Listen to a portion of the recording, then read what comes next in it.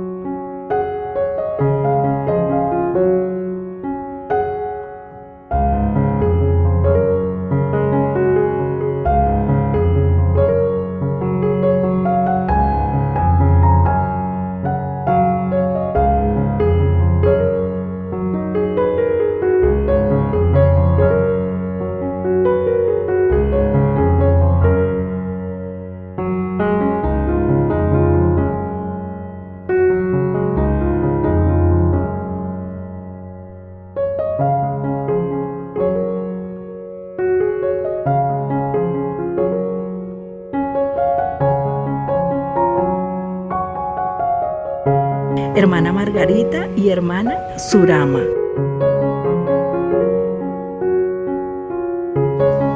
Buenas tardes, Jacqueline, ¿cómo estás?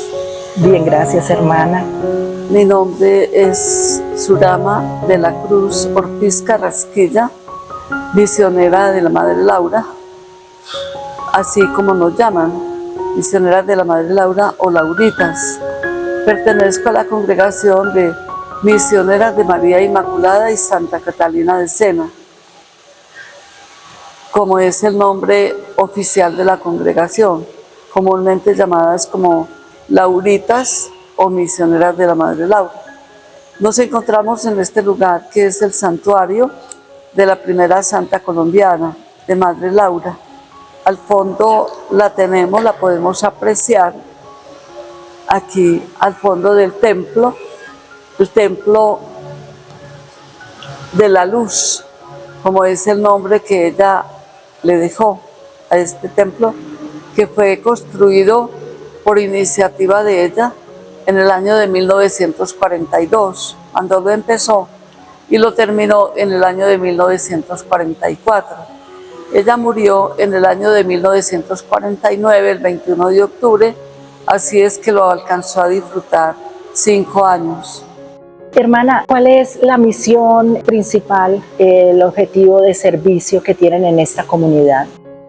Nuestra misión, anunciar y dar testimonio de la salvación traída por Jesús entre los grupos principalmente de los indígenas, destinatarios preferenciales de nuestra misión, los negros y los marginados, las personas que se encuentran en los sitios más apartados, pero el grupo principal de su misión fue el de los indígenas.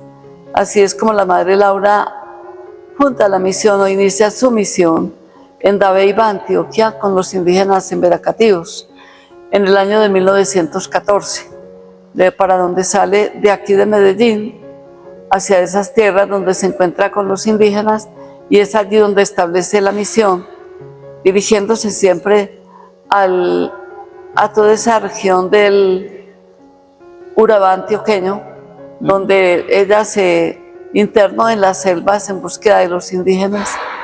Ella no pertenecía a ninguna comunidad religiosa. Establecerse allí y trabajar con ellos como maestra, como catequista, hasta que el Señor le permitiera. Pero se van sumando a ella otras personas, otras jóvenes, y entonces su misión se va extendiendo poco a poco, y en la actualidad nuestra misión la realizamos en 21 países donde hacemos presencia misionera. entre los grupos más marginados, las personas más vulnerables, los sitios más apartados donde estamos.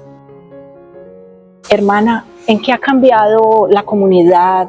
¿Qué bendiciones pues, muy notables han surgido a partir de la santificación de la Madre Laura? Nosotros seguimos con el legado que nos dejó la Madre Laura, trabajando entre los más necesitados, entre los más vulnerables, como les decía ahora, entre los indígenas, y nuestra misión se va extendiendo paso a paso entre estos grupos en las distintas partes donde estamos en el mundo. O sea que se ha expandido mucho más a nivel mundial. La Madre Laura, cuando murió en el año de 1949, la comunidad quedó extendida en 3 países. En Colombia, donde fundó en el año de 1914. En Ecuador, en el año de 1940. En Venezuela, en 1949. Poco a poco nos hemos ido extendiendo. Estamos en Cuba, República Dominicana, en Haití, en el África, bueno, en muchos países donde seguimos haciendo esta presencia misionera y donde se trabaja por la extensión del reino de Dios, pero se busca también buscar la promoción integral de la persona, la formación integral. Así es que se trabaja en educación, en salud, en todo lo que lleve al crecimiento general de la persona integral. Sí.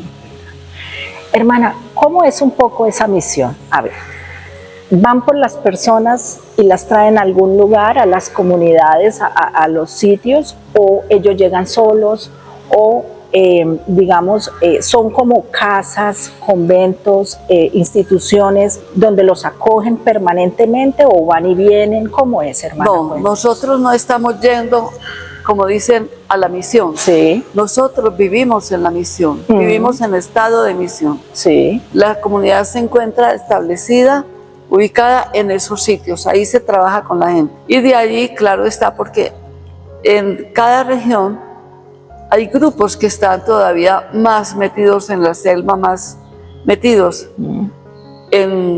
hacia afuera. Entonces de ahí se sale a buscarlos donde estén, se visitan, se está con ellos y se regresa a la misión donde estamos, pero vivimos en estado de misión. Ahí en el sitio donde estamos con ellos. Nosotros estamos ubicadas ahí, en ese campo. Por eso, de pronto, en muchas partes, en muchas ciudades no nos conocen, porque no estamos en los centros, estamos en la periferia, en las afueras.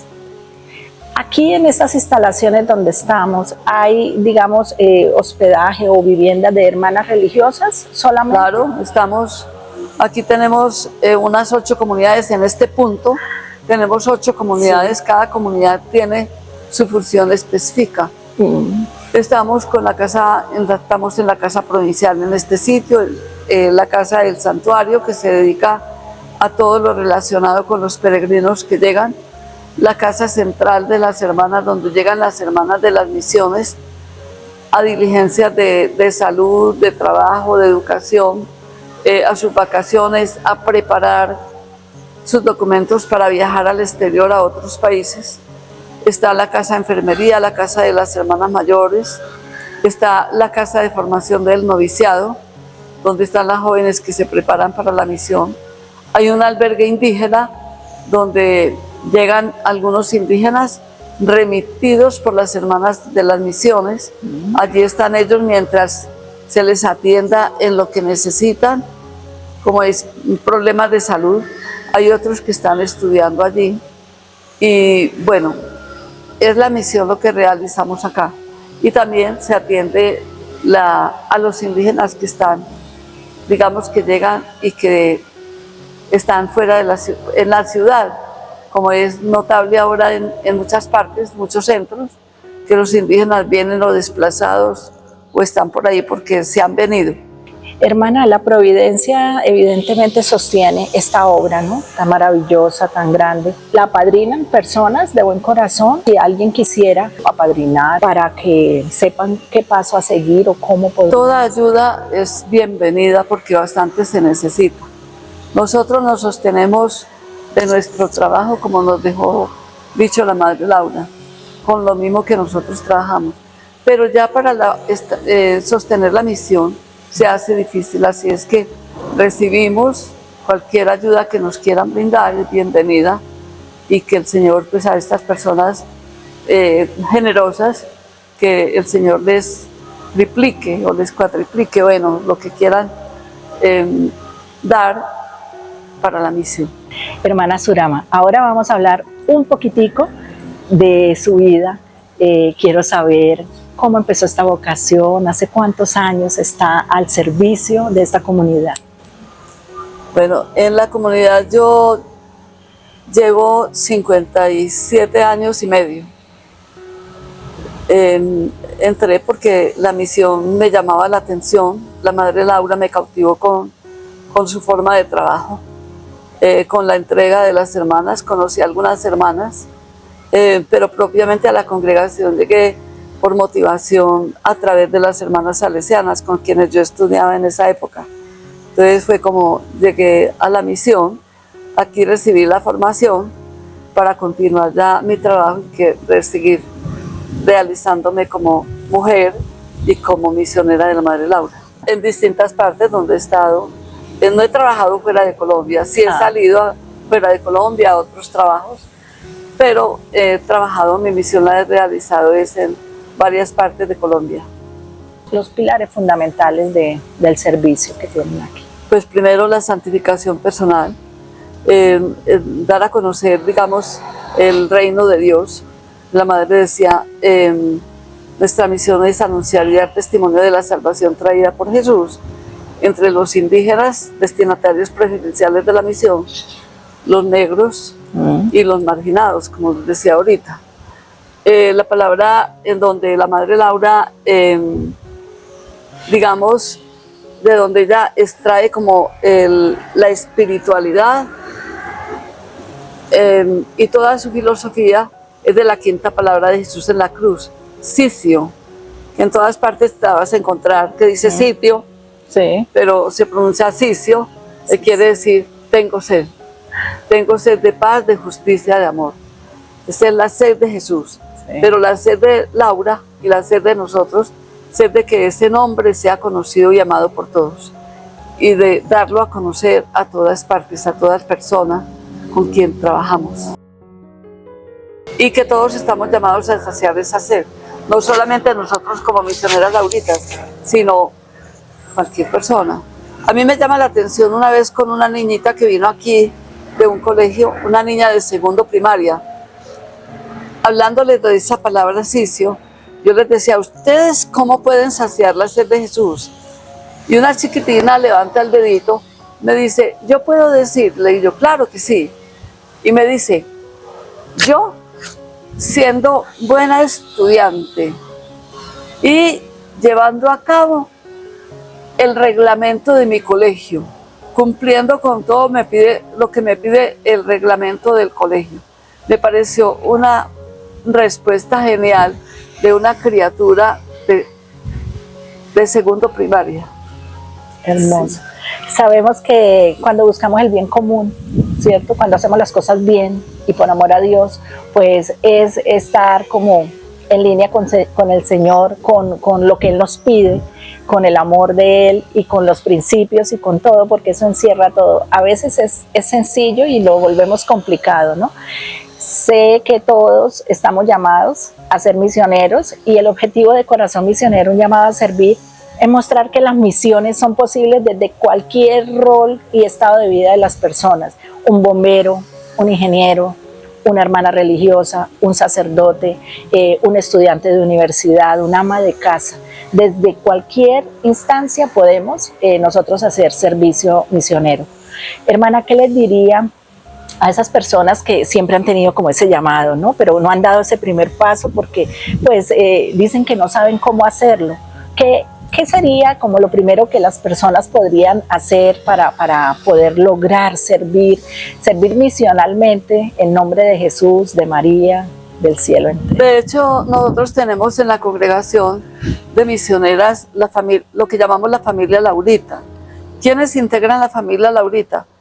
Todas las personas tenemos las religiosas, las misioneras, los sacerdotes, los misioneros de Santa Laura. Sí. Tenemos la juventud misionera Laurita, el semillero de los niños. Entonces, y todas estas personas conforman y los misioneros seglares de la Madre Laura. ¿Quiénes son los misioneros seglares? Cualquier persona que quiera vivir su bautismo, a su cristianismo, al estilo de Laura Montoya, desde su condición de ser, desde como seglar, desde su casa, desde su profesión, desde el sitio donde está y donde está. Hermana, lo importante es dar testimonio de ese bautizo. En los seglares estamos hablando de los mismos laicos. Los laicos, sí. Para que pues, los que nos están viendo, pues como que si ese término es nuevo, son los mismos laicos comprometidos que son los laicos que se comprometen a dar testimonio desde donde están, al estilo de Laura. Entonces se encuentran en muchas partes, en todas partes donde estamos, hay laicos comprometidos al estilo de Laura y que viven esa misión. Ellos aquí tienen en cada parte, tienen sus reuniones donde se van formando misioneramente, donde tienen sus retiros y también tienen sus espacios para ir a la misión, desde sus posibilidades y desde su tiempo, bueno, como ellos quieran distribuir y organizar. ¿Cómo fue ese momento del llamado, ¿no? A esa vocación, digamos, bueno, del Señor, ¿no? Principalmente, él usa muchos intermediarios para hacerlo, pero ¿cómo fue ese momento para la familia suya? Yo sé que estamos en una tierra de muchas vocaciones religiosas y sacerdotales, donde las familias aquí a veces tienen 2 sacerdotes en la misma familia, hermanas religiosas, pero en su caso cuéntenos un poquito la experiencia del papá, de la mamá, de los hermanos, cuando decidió ya como tal entrar a la vocación religiosa. ¿Fue de apoyo? ¿Cómo fue ese momento con respecto a la familia? No, eso fue una cosa como muy a la carrera, porque es decir, yo traía la vocación y traía como ese deseo de ser misionera, pero yo nunca lo había manifestado en mi familia, en mi casa. Ah, muy silencioso. Sí, porque me daba temor de que, pues, que me iban a molestar y que me iban a decir que no, sí, porque no creían que yo fuera a ser religiosa, Sí. pues por mi modo de ser un poquito inestable. Entonces, en el momento que yo arranqué y dije, me voy, mi mamá me dijo, no, ¿usted para qué se va a ir si usted no le gusta salir de la casa? A usted le gusta siempre estar aquí. Usted sale a pasar unas vacaciones con sus primas y al otro día está llamando que vayan por usted, entonces ¿usted para qué se va a ir? Entonces, sin embargo, una tía que era de la comunidad, ella le dijo, no, déjela ir, déjela. Lo otro era que en ese momento de arranque y de salir, mi papá no estaba. Entonces, mi mamá no quería que yo saliera sin contar con el consentimiento de mi papá. Pero la tía le dijo, no, déjela ir, que después ella, ahí veremos si se queda o se viene. Que viva la experiencia. Sí, mi mamá dijo, no, ella se viene, es bobada, pero ella se viene. Y de hecho, mi papá llegó y no me encontró en la casa, preguntó, entonces le dijeron, y dijo, no, yo me voy por ella. Mi mamá le dijo, no, déjela que ella vuelve, en esta semana vuelve. Esta semana ya va en 57 años y medio. ¡Qué hermoso! Un poquito más, porque eso es sin contar el tiempo de formación. Claro. Pero ya llevamos todo ese tiempo, casi 60 años, y cada día más convencida, más claro, cada día más segura, más pegada del Señor y de la gente, porque es decir, la misión no es únicamente estar allá en la periferia, sí. La misión la realizamos en cada sitio, en cada lugar, con cada persona con quien nos encontramos en cada momento. Entonces, esa es la misión. Se impactan aquí, unos con otros en la misma comunidad donde estén. Sí, donde estemos. Inclusive en este momento que estoy aquí dedicada al santuario de la Madre Laura, atender los peregrinos, la gente que viene, señor. Pues es lindo compartir con la gente y de pronto a veces es más lo que uno aprende de la gente que lo que uno puede dar. Sí. Qué hermosa filosofía, qué amor. Bueno, hermana, ¿Cómo es el conducto regular de alguien que quiera ya pertenecer a esta comunidad en específico? Alguna chica, un joven o algo, o una señora o alguien. ¿Cómo es? ¿Acercarse como tal directamente a hablar con alguna hermana, solicitarlo, o tiene que primero ingresar a los grupos para...? No, es decir, primero pues manifestarlo, pues comunicarse con la persona, y luego a cada persona se le va haciendo como un seguimiento para que ella vaya descubriendo las verdaderas motivaciones y como que se vaya afianzando en ellas. Lo mismo con los jóvenes. No es que se recibe chum, entre para acá y ya. No. Digamos, yo digo que cada persona debe ir haciendo como una especie de inventario con lo que tiene, qué es lo que ella puede ofrecer a la misión, qué puede recibir de la misión, y entonces ahí viene como ese intercambio y ya viene como el ingreso donde ya se forma y se va recibiendo lo que necesita para la misión. No es de entrada ya venir con formación, sino tener al menos puntos específicos como de interés, como de querer, como de aperturarse a esta experiencia para poder entrar a formarse. Lo principal, pues tener la vocación, ¿cierto? Y luego ya se va afianzando en sus motivaciones de seguimiento, de llamamiento. Se descubre realmente el llamamiento del Señor, para qué es que la tiene, y ya se empieza un caminar en la misión con experiencias, con el ir, con el venir, con el compartir con las hermanas, con el compartir con la gente. ¿Hay alguna edad, un requisito, digamos, he sabido, bueno, yo misma, cuando ya somos pues con hijos, pero ya libres porque nuestros hijos ya están organizados, nosotros estamos solas, ¿podemos ingresar a una comunidad a formarnos como religiosas a estas alturas, en cualquier edad? ¿O si hay un límite? Los laicos no se forman como religiosos, sino como se afianzan en su ser de cristianos, de llamados por Dios, digamos, a la vida y a seguirle en medio del bautismo, del compromiso bautismal. Y ahí se van formando. De hecho, ellos tienen, los laicos, para formar parte de la familia Laurita, tienen su tiempo también de formación. No que se reúnen como en un grupo a vivir, no, sino que ellos tienen sus etapas de formación, donde estudian, donde profundizan la palabra y donde conocen la doctrina y la vida de Madre Laura. Y de su tiempo, entonces también regalan algún tiempo para ir a la misión, o si no pueden, porque no todo el mundo está en capacidad de poder salir, sino que en el sitio donde están se integran en la parroquia donde pertenecen, y ahí mismo pueden ir prestando ese servicio como misioneros de la Madre Laura. Y los jóvenes, los niños, pues cada uno según, y ya los jóvenes que ingresan a la vida religiosa, bien sea de las hermanas o de los sacerdotes, ya sí tienen su proceso inicial y continuo, ¿no? Ya digamos como para ingresar a una persona, por ejemplo, que una casada, ingresar a la comunidad, no. Pero como le decía ahorita, a los puede laicos, prestarlo desde el lado laicos, como de un misionero. Laicos, sí, desde donde pueden prestar el servicio en la misión. Tienen sus etapas de retiro, sus etapas de encuentro, sus etapas de formación. Aquí cada mes, aquí en el santuario, tenemos el retiro con la espiritualidad propia de la Madre Laura, los primeros domingos de cada mes.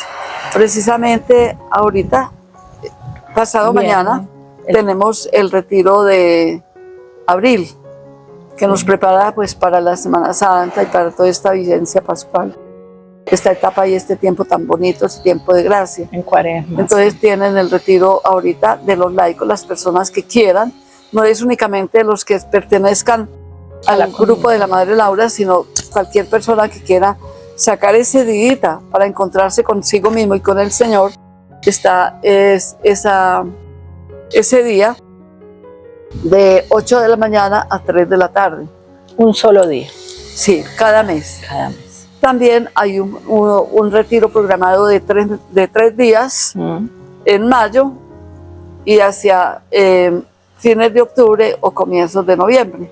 3 días, pero ese sí no lo hacen acá, sino que lo hacen en el centro de espiritualidad. Nos encontramos aquí frente a esta frase tan diciente de la Madre Laura, como dice: 2 sedientos, Jesús mío, tú de almas, yo de saciar tu sed. Y como buena paisa, hace la pregunta, ¿qué nos detiene pues? Esta frase es como el desglose de la palabra sitio, que es donde, digamos, como de donde arranca toda la espiritualidad y filosofía de la Madre Laura. Sed de almas, la quinta palabra de Jesús en la cruz, el sitio. Aquí en el recorrido del santuario en muchas partes la van a encontrar, sitio, se escribe sitio, se pronuncia sitio. La traducción, tengo sed, la quinta palabra de Jesús en la cruz. ¿Tengo sed de qué? Tengo sed de paz, de justicia, de amor. Esa es la sed de Jesús. Y la sed de Laura, tengo sed de que el nombre de Jesús, de Dios, sea conocido y amado de todos. Y debemos de trabajar por saciar esa sed. Y nosotros como cristianos, como ustedes como laicos, desde donde se encuentran, todos los estamentos podemos trabajar por saciar esa sed de Jesús. Cada uno de acuerdo a sus posibilidades, a sus creencias, a su filosofía, pero podemos hacer algo por saciar esa sed de Jesús en el otro, en el que sufre. Allí encontramos otra frase también muy diciente que dice: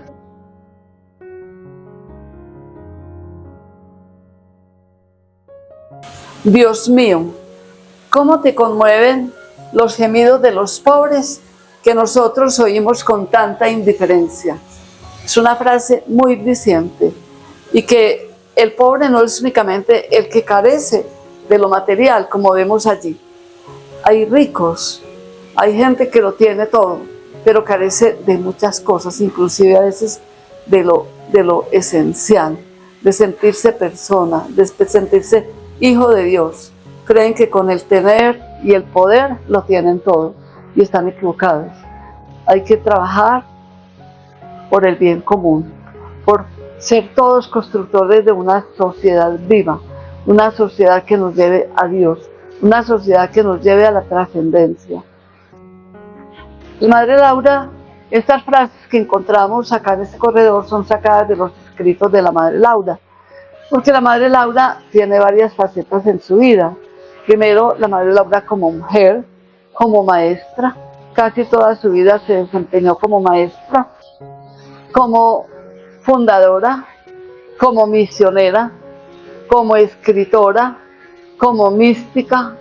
En el campo de la antropología también se mueve mucho, porque fue una persona que luchó por hacer que el indígena descubriera sus valores culturales y que de esa cultura supiera sacar las semillas del verbo.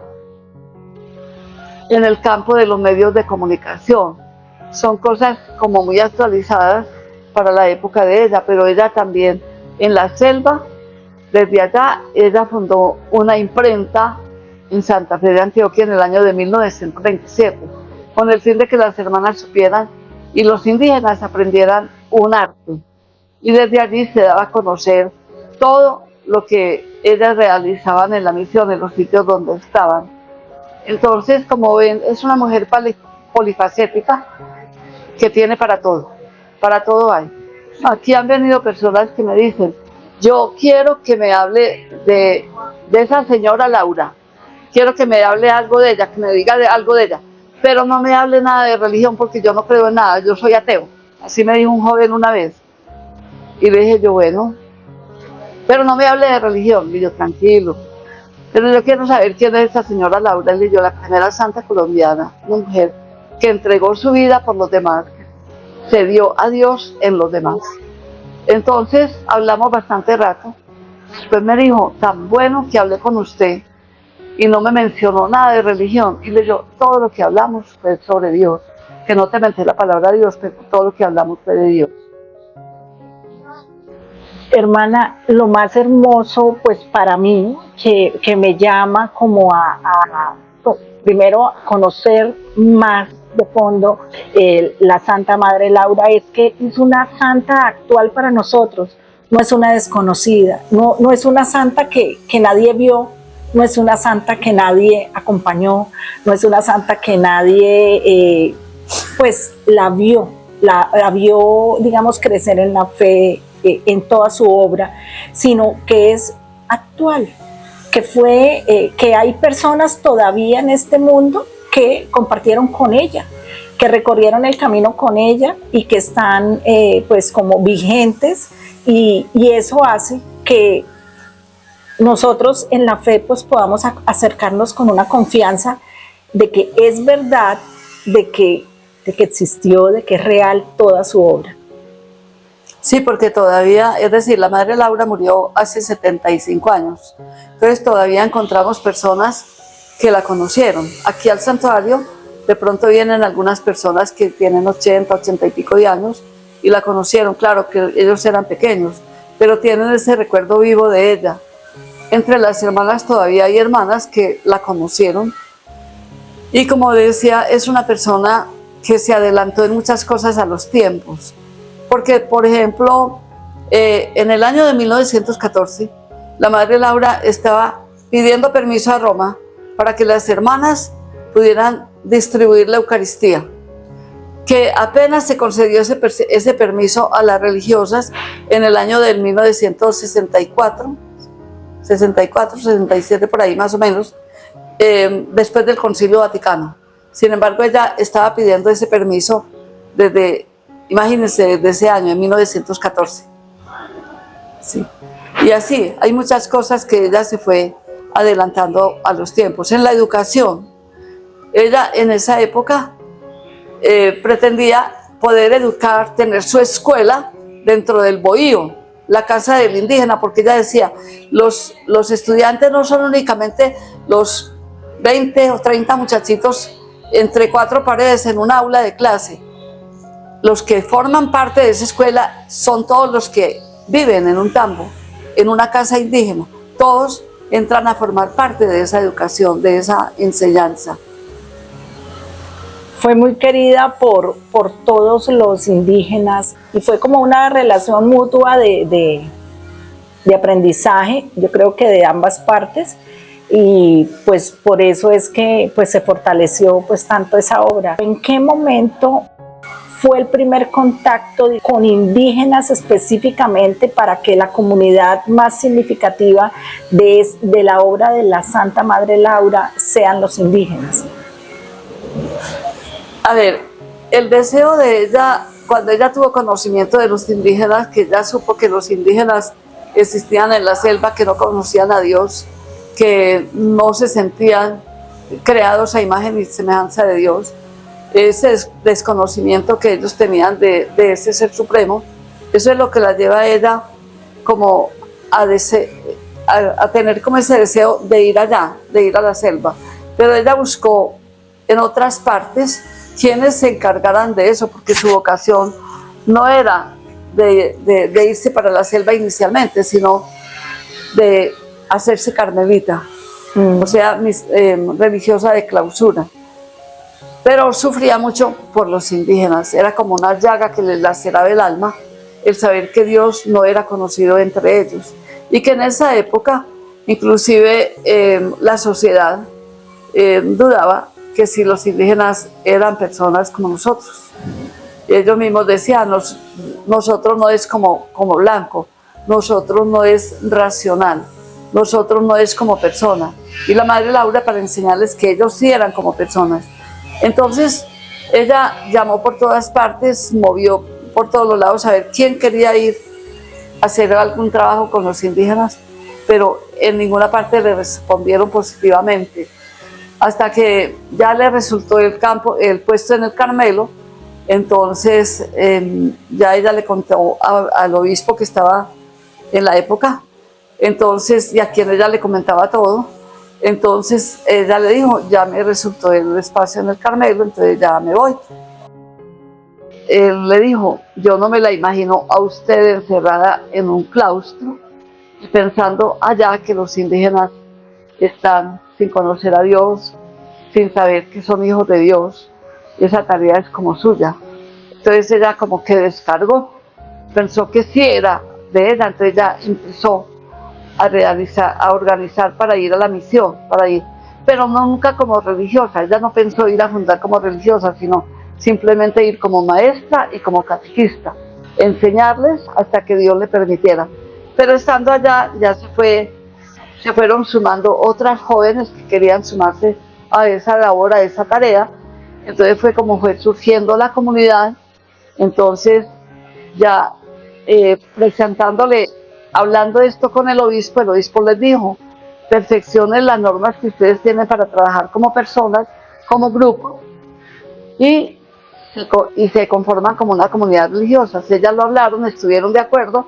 Entonces el obispo les ayudó, a Monseñor Maximiliano Crespo les ayudó a gestionar. Entonces ya les dieron la aprobación como comunidad religiosa con el nombre de Misioneras de María Inmaculada y Santa Catalina de Sena, que es el nombre oficial, pero que no nos conocen con ese nombre, sino como Misioneras de la Madre Laura o Misioneras Lauritas, porque por ser ella la fundadora. Pero que ella fue aceptada por los indígenas inicialmente, no. Fue muy perseguida, su forma de pensar, su forma de trabajo, todo eso fue muy cuestionado, porque se salía de los esquemas corrientes. Que mujeres se metieron a la selva y que fueran por allá, eso era mal visto, las veían como locas y muy perseguidas. Entonces, pero sin embargo ella lucha, se va contra corriente y empieza a luchar por sacar la obra adelante. Hermana, ¿qué ha oído de las personas que le conocieron? Bueno, en la comunidad deben tener mucha más información que alguien de afuera, de cómo era la Santa Madre Laura, digamos, un perfil de comportamiento. Un ejemplo, una persona muy dulce, silenciosa, una persona con un carácter fuerte, alguien muy perseverante, muy dinámica. ¿Cómo era ese rasgo de la Santa Madre según Laura? Uno lo que ha leído, lo que ha visto, la Madre Laura era una persona tenaz, y tenía que ser así, una persona muy humana, entregada a Dios, porque sin esa presencia viva y sin esa vivencia de Dios, ella pues no podía hacer nada, ¿cierto? Muy humana, muy humilde, muy sencilla, como le decía ahora, tenaz, persistente, y si ella no hubiera sido así, pues hubiera sido difícil salir con la obra, porque tuvo muchos ataques de muchas personas, bueno, de la alta, de las jerarquías, inclusive de la misma iglesia, que no estaban digamos, como a favor y apoyándola, sino al contrario. Pero ella logró salir adelante siempre, claro, con la gracia y la confianza permanente en el Señor y en la Santísima Virgen, porque ella, a la Santísima Virgen, aquí hay una frase muy bonita que dice: en María tengo puesta mi esperanza y mi confianza para todo. A ella le entregaba todo lo que era lo más difícil de la obra, se lo presentaba a ella, se lo ponía como tarea a ella, y era lo que los indígenas empezaban a conocer primero y de quien se prendaban desde el comienzo, de la Santísima Virgen. Y ellos inclusive muchas veces le decían a Laura: vete de aquí que no te queremos, nosotros no queremos, entonces llévate tu Dios, nosotros ese Dios tuyo no quiere, ese no gusta, o sea, no gusta. Entonces ella decía: bueno, y a María Madre Mía también me la llevo, ese no, ese muy querido, ese queda con nosotros. Entonces eran así, y hay muchas, no, mejor dicho, es que anécdotas es lo que hay para contar sobre la Madre Laura, pero lo importante es conocerla a ella a fondo, leer sus libros, su doctrina, profundizar en ella, y así también pues vemos como los santos, entre pues, la Madre Laura como primera santa colombiana, son personas que tenemos como modelos y que la Iglesia nos presenta como modelos para que veamos que es posible llegar a Dios y que todos debemos de tender hacia la santidad, todos estamos llamados a la santidad. Entonces, pues, que es difícil, sí y no. Lo importante es saber hacer continuamente lo que tenemos que hacer, hacerlo bien hecho desde el comienzo. Uno se pregunta, pues uno siempre dice: yo quiero alcanzar la santidad, es mi propósito.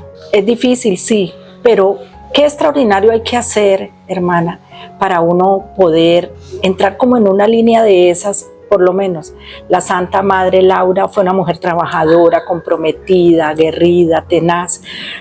Pero ¿qué más o en qué momentos específicos o solo con la obra empezó a mostrar esos tintes de santidad? A ver, uno aquí en este plano terrenal lo percibe en el amor que le brota para hacer la compasión, las misiones, o hay un ingrediente más allá que las personas empiezan a tener que no lo vemos en esta tierra, pero que luego se manifiesta en santidad. Un poco de eso, hermana, para nosotros que estamos perseverando, que estamos tras esa santificación, podamos, pues no como sentirnos que para nosotros no es. ¿Es posible para todos, hermana? Claro, la santidad es posible para todos y todos estamos llamados a ella.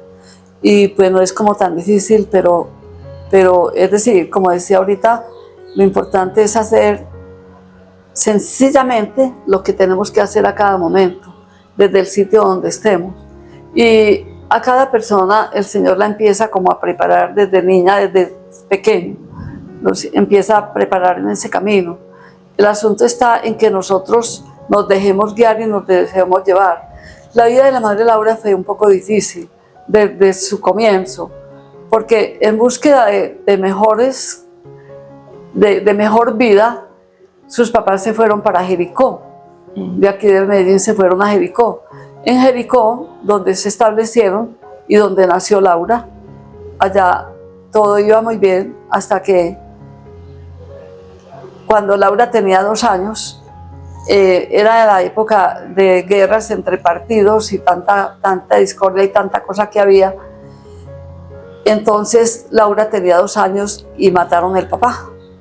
Entonces doña Dolores, que era la mamá, tuvo que salir de Jericó, venirse con los 3 niños. La mayorcita tenía 4 años, seguía Laura, que tenía 2 años, y luego el menor, que era un niño, Juan de la Cruz, que tenía escaso un añito por ahí más o menos. Entonces la mamá tuvo que venirse aquí a Medellín, aquí se estableció, estuvo un tiempo acá porque la familia del esposo había dicho que le ayudaba, pero no fue tan fácil. Y después entonces el papá de doña Dolores le dijo que si se iba a la población de Amalfi, él le ayudaba allá. Tampoco fue tan fácil para que doña Dolores pudiera trabajar. Tampoco fue tan fácil porque era en la hacienda y doña Dolores tenía que trabajar, era en el pueblo. Entonces, era para dejar los niños en la hacienda, con el abuelo, con los abuelos, pero resulta que cuando ya fue el momento de arrancar, doña Dolores empezó a trabajar como maestra. Carmelita, que era la mayor, no se quiso quedar con el abuelo, con los abuelos. Laura, pues le tocó quedarse allá y el menor no lo podían dejar, era un bebé. Entonces resultó Laura quedándose allá y allí fue donde el Señor la fue como preparando, porque el abuelo, Laura me imagino que era pues una niña en esa edad que son tan apegadas al papá, lloraba la ausencia de su papá. Entonces el abuelo un poquito mal geniado, entonces no quería como estar con la presencia de Laura. Entonces Laura, para huirle al abuelo, ella se iba a las afueras de la casa, en la finca, a jugar con la naturaleza. Desde ahí yo creo que el Señor la empieza a preparar, a saber contemplarlo, a saber encontrarlo en la naturaleza. Y es cuando Laura, a los 7 años, ella una vez jugando ahí con las hormigas, está ella jugando con las hormigas, ayudándole a llevar la carga de un lugar a otro, cuando de pronto dice que se sintió como envuelta en una luz maravillosa, y en medio de esa luz ella sintió como esa presencia, esa fuerza de Dios que la invadía. Ella dice que ella no comprende, no sabe qué fue lo que le pasó, dice que lloró mucho, pero que algo pasaba en ella, que la luz, dice que es una luz hermosa, indescriptible, que ella no sabía. Y después, cuando ella cuenta esto, dice que en ese momento ella entendió muchas cosas sobre Dios, que en la edad adulta, cuando ella oía hablar algunos temas sobre Dios, para ella no eran nuevos, porque desde ese momento ella como que los había entendido, como que los había comprendido. Entonces Dios la fue comprendiendo, la fue preparando desde esa edad la fue preparando para ese encuentro con Él y para la misión y la obra que le tenía encomendada. Cuando ellos estaban pequeños, siempre esa mamá se reunía con ellos, porque ahí pues también es donde, desde pequeños y desde el hogar es donde se van dando como esas fuerzas y esas bases. La mamá siempre se reunía a rezar con ellos. Y en esa oración siempre pedían por un señor muy especial, por un señor Clímaco Uribe. Y un día, en medio de esa oración, le dicen: mamá, ¿cuándo vamos a conocer al tío Clímaco? Entonces ella dice: el tío Clímaco, sí, ¿cuándo lo vamos a conocer? Porque es tan querido y todos los días rezamos por él. ¿Cuándo lo vamos a conocer? Porque no lo conocemos. Entonces un día que le hacen esa pregunta, la mamá le dice: Clímaco no es tío, él no es de la familia. Nosotros debemos agradecerle mucho porque es la persona que nos ha llevado a Dios. Por él hemos podido encontrarnos con Dios. Clímaco es la persona que mató a su papá. Entonces desde esa edad ella empezaba a enseñarle sobre el perdón, tan necesario siempre y ahora en esta sociedad actual que hay tanta pérdida de valores y de todo, y azotada por tanta violencia. Ese perdón es tan necesario para que lo hagamos vida en nuestras vidas. Hermosísimo, Dios mío. Bueno. Es que de la Madre Laura, mejor dicho, hay que coger la autobiografía y leerla, y algunos de los libros de ella, porque son 26 libros que escribió. Entonces ahí se encuentra de todo.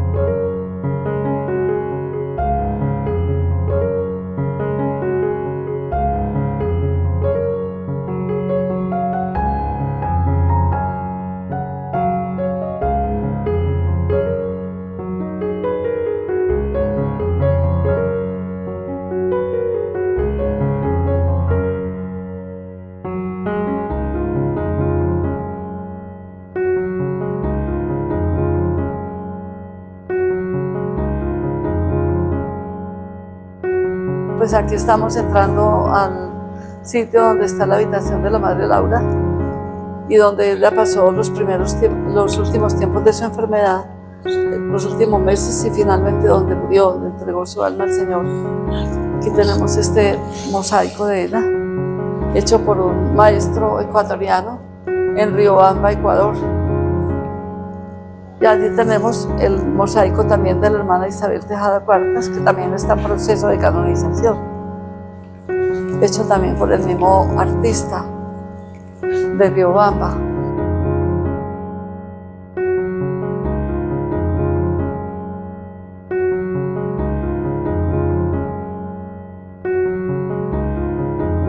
Allí llegamos a la habitación.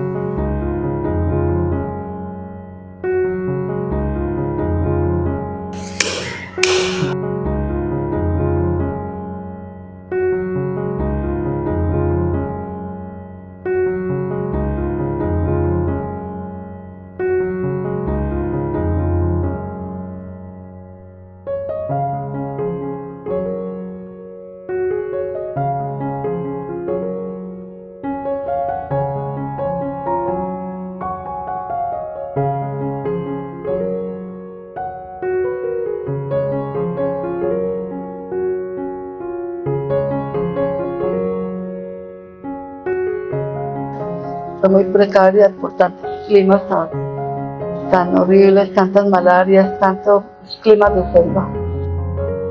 Y a la final se complicó, ella sufrió de una linfangitis, una enfermedad que tiene que ver con los vasos linfáticos, que no cumplen su función, entonces se hinchaba mucho. Eso produce unas vejigas en la piel, cuando eso se revienta, eso se líquido que se llama, siempre muy doloroso. Pero a la final se complicó con corazón, pulmones, bueno, todos los signos vitales. Y murió en 1949, el 21 de octubre.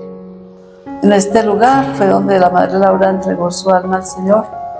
En ese lugar, en esa camita, la silla de ruedas es en la que ella se movilizó aproximadamente por 9 años. Ella no pudo caminar, ya no pudo movilizarse por sus propios medios. Entonces se movilizaba era en la silla de ruedas, pero eso a ella no le quitó el tiempo para realizar su apostolado. Desde allí ella siguió realizando su apostolado.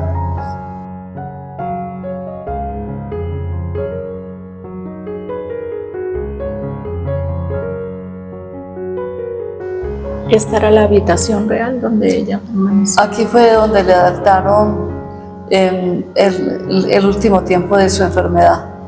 Este sitio no era toda la habitación, era la mitad hasta aquí, hasta donde estamos. Sí. Con el fin de que ella aquí pudiera tener un espacio más amplio, donde tuviera la asistencia del médico y la asistencia también de los sacerdotes que venían a acompañarla en algunos momentos, a celebrar la Eucaristía, y algunas personas que venían también a pedirle consejo, a hablar con ella, a pedir orientación, venían mucho donde ella. Ese Cristo que está allá, ese se lo regaló una alumna y el día de su primera comunión, y ella siempre lo conservó y lo tuvo con ella. Y con ella, como se ve en la fotografía, con ese Cristo murió.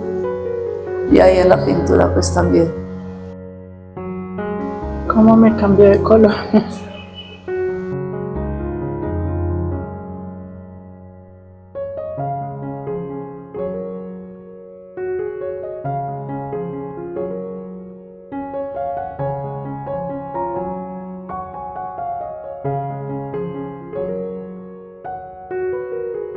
Esa pintura es del maestro Ignacio López, donde él quiso, es una alegoría. Esa pintura la basa él en la fotografía que está allí atrás, donde está ya en su lecho de muerte. Entonces, esta es real, ¿no? Sí, esa que está ahí, donde él reemplaza las hermanas por los indígenas. Entonces, él quiere representar en esos 3 indígenas que están ahí en ese cuadro, representar a todos los indígenas de Colombia. El del manto rojo allá es un emberacatío, La indígena que está ahí al pie de la cama es una Uayú y este otro es un Arhuaco. Cada cosita tiene su explicación. Es algunas cosas de su uso personal.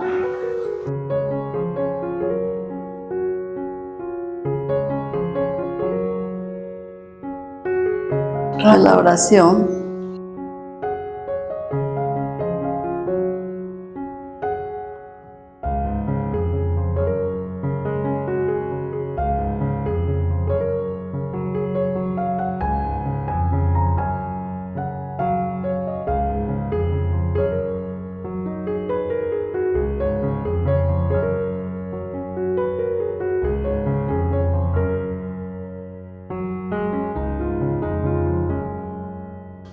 Hermana, ¿esto es silicio para mortificarse? Sí, es con lo que eso era utilizado por ella para flagelarse, el silicio. Y está ese otro silicio pectoral. ¿Cómo se usa, hermana? Silicio. Ella lo usaba aquí en el pecho. ¿Puestos permanentemente? No, se lo colocaba por temporadas. ¿Y acalora? Ah, ¿Acalora o...? eso por el otro lado tiene unas puntillitas, unas chusitos que se reclavan, entonces ella se lo amarraba. Para mortificación. Sí, todos los santos tenían eso, sino que después del concilio ya eso lo fueron cambiando, el uso del silicio y esas cosas, porque hay otras cosas que mortifican más de pronto que esto por un rato. Lo otro hay mortificaciones más perdurables.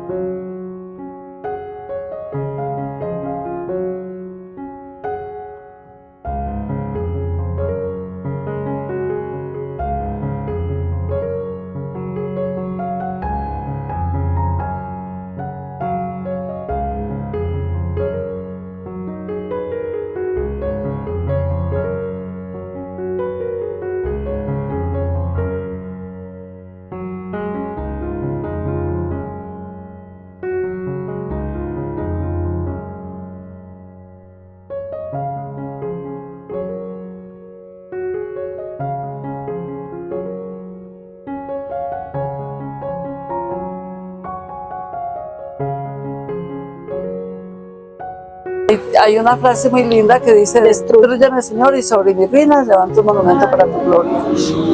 Es una frase muy diciente.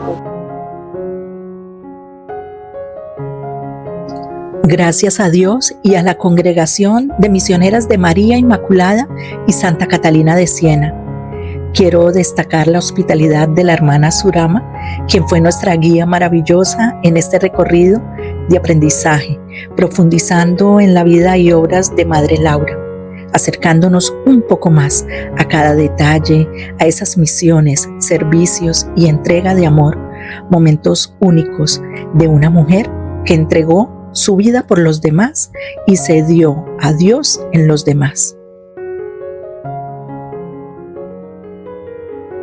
Gracias, Santa Laura Montoya, porque con tus obras y humildad abriste la brecha de santidad para todos tus hermanos colombianos.